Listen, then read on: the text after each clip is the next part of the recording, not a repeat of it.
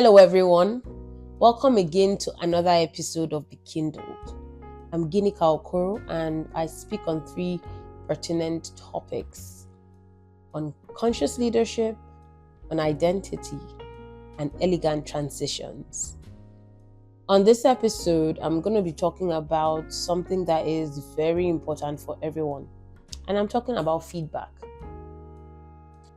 Now, let's talk about receiving feedback with truth. Giving feedback in truth. We talked about giving feedback gracefully and truthfully. I've talked about how you can give gracefully. Now let's talk about truth. One of the reasons I said I don't believe in the sandwich approach is because statistics will tell you that the human brain is wired to remember the negative than the positive.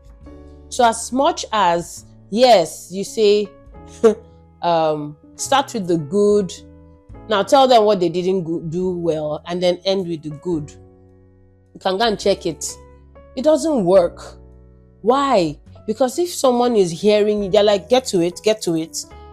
And if I tell you, oh, this happened, and I'm very happy for you. This part, I didn't think, you wouldn't remember that part too, that I said that you did well.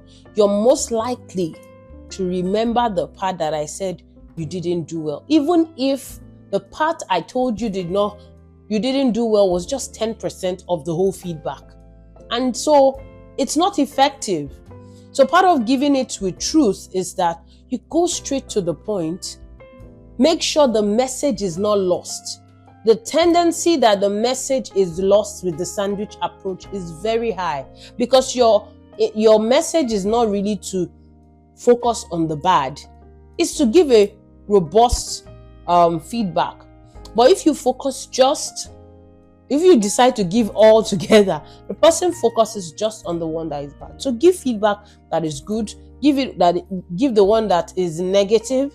And by negatives, it doesn't mean you're a bad person. It just means that there's more the opportunities still exist for you to grow.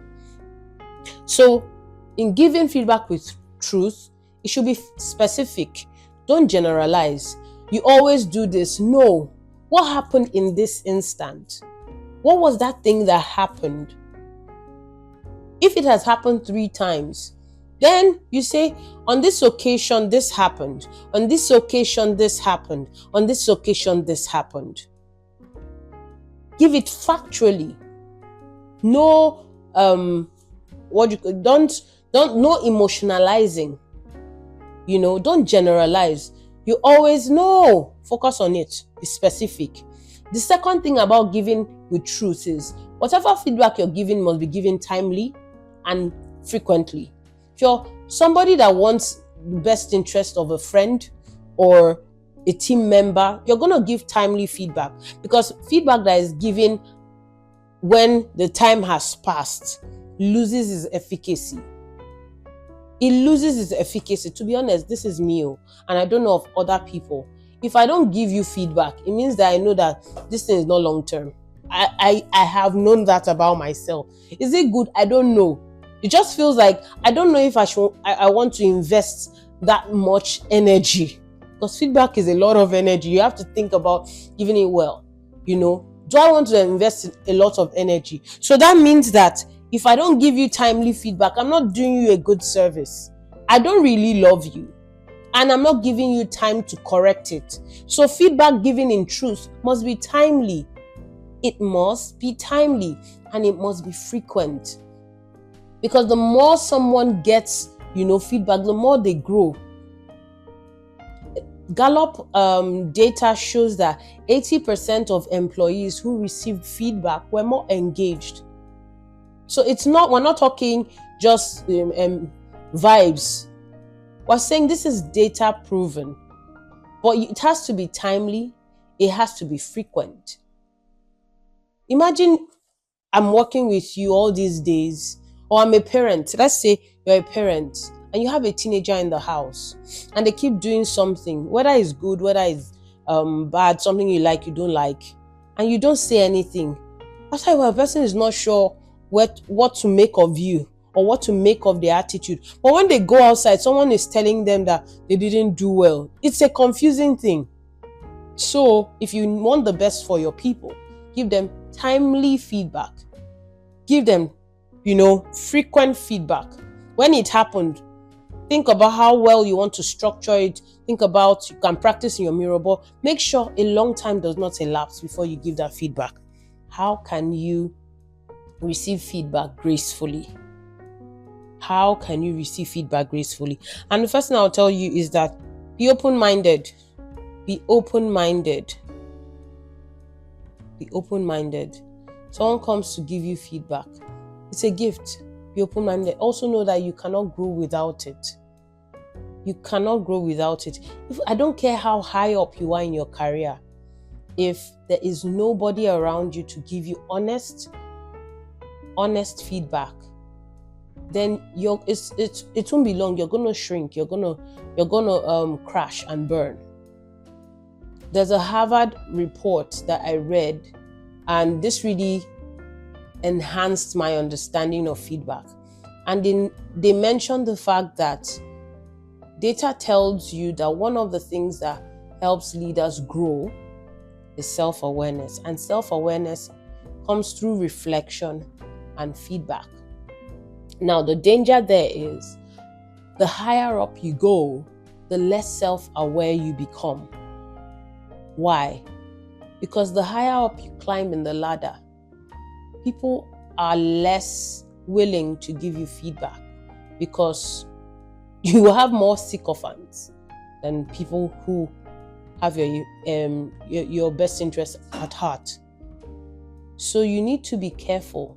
The higher up you go, find those safe spaces where you can ask for feedback. Whether it's a peer or a mentor or one person that reports to you that can give you honest feedback. Because the danger is that as you're climbing up, nobody wants to tell you that what you did wasn't great because you're the one paying their salary, or you're the one putting food on their table. They owe you something. And the danger there is you're not going to grow. And if you're not growing, you're declining. The law of the law of entropy says if you're not growing, you're not staying static, you're actually declining. So find people that will give you feedback even as you grow up in your career. Have those steady people. I have friends that I don't care if I'm the president. They are going to drag me if I need dragging. And I've learned to give them that free hand. So how did I get here? I don't know. The other thing is listen and ask for questions. So when someone's giving you feedback, listen. Be open-minded, listen. And then ask questions. Ask questions. So when you say this landed with you, is it something I said? Is it the way I said it? Ask questions. What it will do is help you see differently. It will also put the person at ease, yeah? Because it opens up for dialogue, like I said before. Now, when you're receiving feedback, express yourself. Even if you have a contrary opinion, offer your perspective, Allow for dialogue. If you also are not in the mood to have that, you can say, can I think about what you've just said and come back to you? You don't have to respond in that moment. And when you say you will come back, please come back. I've had people tell me after I've given feedback that I was really passionate about, and they say, okay, thank you for sharing. Can I think about it and come back to you? And they never came back. And it really hurts because I invested my time giving you feedback that I felt would strengthen our friendship. And they never came back. But I'm seeing the person very often. And they're just doing as if, well, life goes on. No, try and come back. Offer your perspective, even if it's a differential opinion. Share, let there be dialogue. It strengthens the bond. It strengthens the friendship. And you can even thank them and, let them know that you value their opinion. It takes a lot of humility to receive feedback. It takes a lot of humility. And you cannot grow if you don't have that element of humility. So I will encourage you today. Give feedback gracefully and with truth. Be like Jesus. But also receive feedback with humility, knowing that it is supposed to help you grow. The reflection for today is, think about that time that someone gave you good feedback, that it landed well with you and you could see how it had helped you. What were 3 or 4 elements that feedback that was given to you had? Also think of a time when you gave feedback and it did not land well. What was wrong? What are 3 elements or 4 elements that were off about that feedback based on what we've talked about? Thank you for listening. Remember, feedback doesn't have to be negative only. Give positive feedback graciously and freely. It says a lot about you. So don't always wait for when it's negative. Tell someone today, you look good. I like the way you speak. I like the way you presented this thing.